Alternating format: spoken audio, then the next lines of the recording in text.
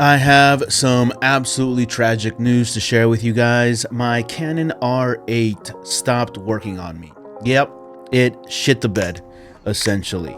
The Canon R8 is probably my favorite camera that Canon has to offer. Even though my copy of it doesn't work anymore, I'm still going to send this guy into Canon and have them take a look at it to hopefully be able to repair it. I've taken it to a camera shop here that I'm local to, and I've always trusted their opinion. They essentially told me, hey, sometimes this happens. You know, cameras do fail on occasion. I asked them if they had ever seen anything specifically like this case, and they said, yeah, sometimes they just fail. So I'm very sad to say that this Canon R8 is going to be going into repair, and hopefully it isn't beyond repair and they're able to send it back to me. I asked the local camera shop approximately how much this is going to cost, and they said usually with these kind of failures it's about $200 to $400. Now that is a big window, but I'm okay with that repair because this camera is fantastic. So what happened, right? So I had a filming day with one of my clients, and I was getting up like I do every single time that I have a recording session. I check all of my gear, I check all of the batteries, I check that I have the cables, the equipment, everything's packed up neatly.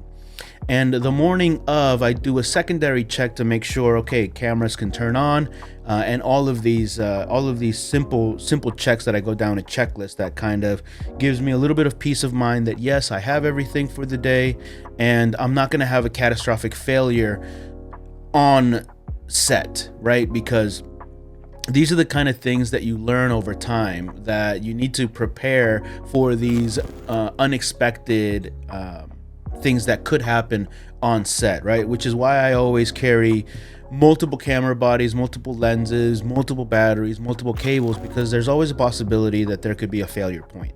And if you have a client, depending on what type of work you do or what kind of production you're on, any minute that is spent on set is money being spent, right? So in this case, I had 1 hour with one of these clients to shoot as many short form videos for their social media platforms, right? So I only have 1 hour, and I had done this a bunch of times. I've rigged this camera out like this. I've used it in this form factor many times, so I've never had any issues.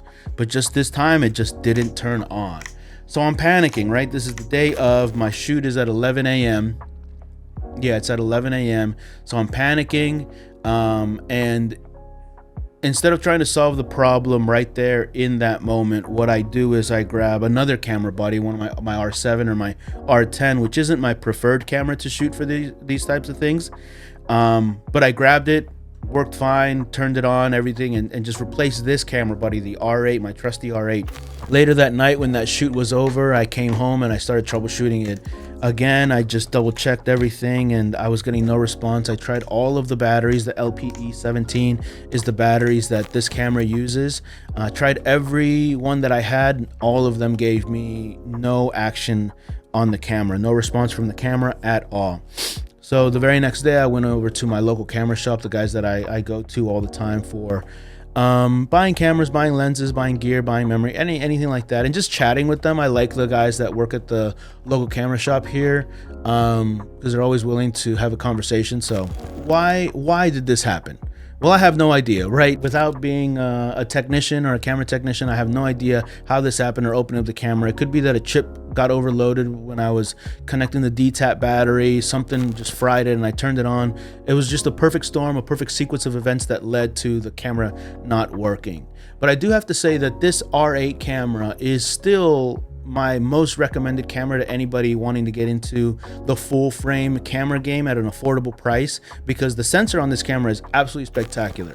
And I'm saying all of this right now because I want to say that none of this whole experience, none of that changes my opinion on the R8. I still believe that this camera is probably the best camera that you can buy for under $1,500. This is probably my most used camera because of the type of work that I do. I mostly do short form content for social media and marketing efforts. So This camera is easy to set up, it's easy to use, it's light, I can rig it out just like any other camera, and the sensor is absolutely beautiful, and the file sizes are very manageable. So all of those things being said falls underneath the umbrella of this being my most used camera. So over the years that I've owned it, it's been my most used camera. I use it for everything. I use it, it's in my everyday carry bag, and I lug it around, and I'm taking it across the country. I'm taking it everywhere with me. So it's always on my backpack. So it's getting a lot of usage, and it definitely got its money worth. And because it's the most used camera that I have, it's also the camera that has made me and generated me the most income in this profession, because it's used the most for most of my shoots. Could it be a manufacturing issue? I'm not entirely sure. That's tough to really answer without being a technician or a technical expert on it. It could be that I had a bad, forgive me, I'm using layman's terms, but it could be that a bad chip in it, or a bad, whatever's on those tiny little circuit boards, resistors, or I don't know much about circuitry, but something could have been malfunctioned there. There could be a bad lot that came out. So I can't speak to that. Physical damage. Absolutely not. This camera does live in my camera bag and my backpack, and I carry it everywhere, but I always carry it with a camera cage on it. I baby my cameras. I treat them really, really well. They're never in sand, water, or anything for extended periods of time. I maintain them after every single shoot. I upkeep them. I clean out. They're very, very well taken care of. This is a 2-year-old camera, and besides like some normal scuffing and like fingerprints and stuff, you probably wouldn't be able to tell that this camera is used at all. I keep all of my cameras in pristine condition, so I don't think that it was because of physical damage. Overheating, no, it never overheated, because I always used a external monitor.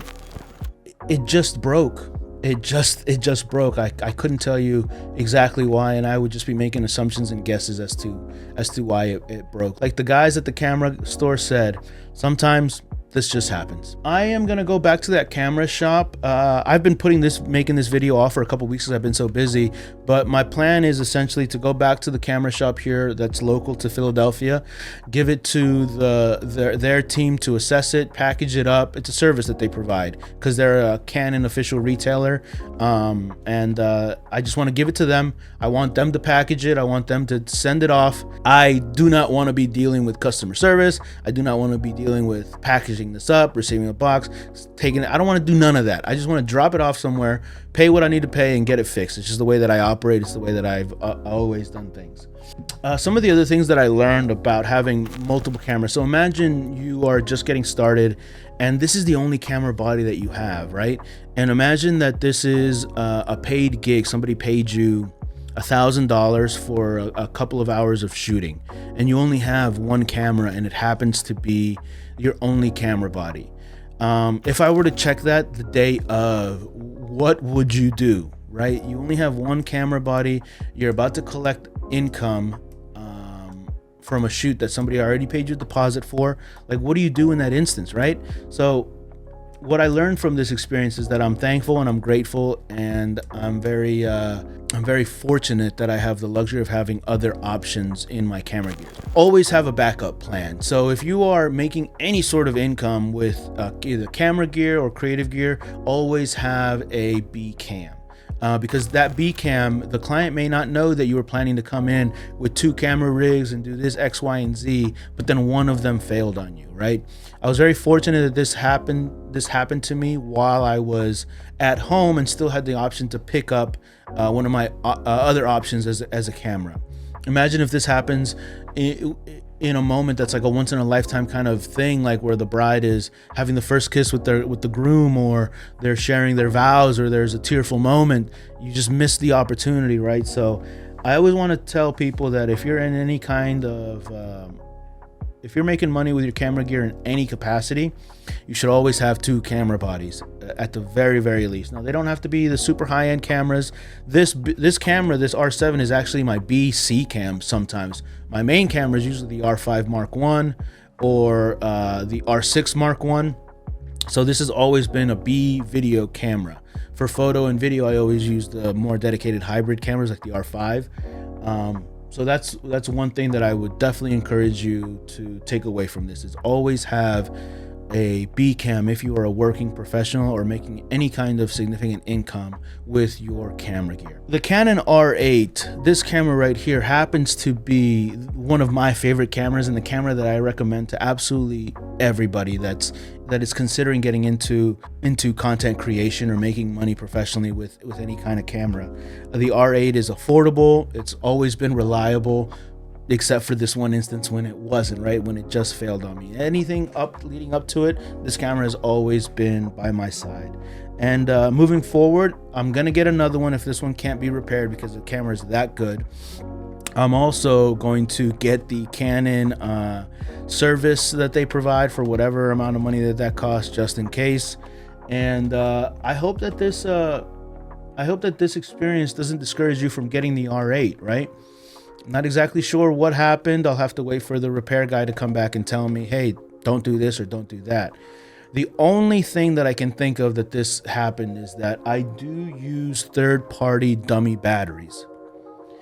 And that's probably the only thing that I use for the camera body. I don't use third-party batteries. I don't use generic SD cards or generic stuff, but I actually don't even know if Canon sells first-party dummy batteries. They might. Maybe I should get some. But I've always just used third-party dummy batteries because I've seen good reviews. I've never heard of anybody having any kind of failures like this or any kind of bad experience. But that is the only thing that I can say, that I hooked up the dummy battery to this via DTAP, turned on the camera, and something could have fried. That's the only thing that I can say that could have possibly happened. So that is the long story short of how this camera broke on me and how it failed. It's still, in my opinion, one of the best cameras and my most recommended camera to anybody that's just getting started. And if you want to learn more about why I love this camera, you're going to want to check out this video right here. Adios.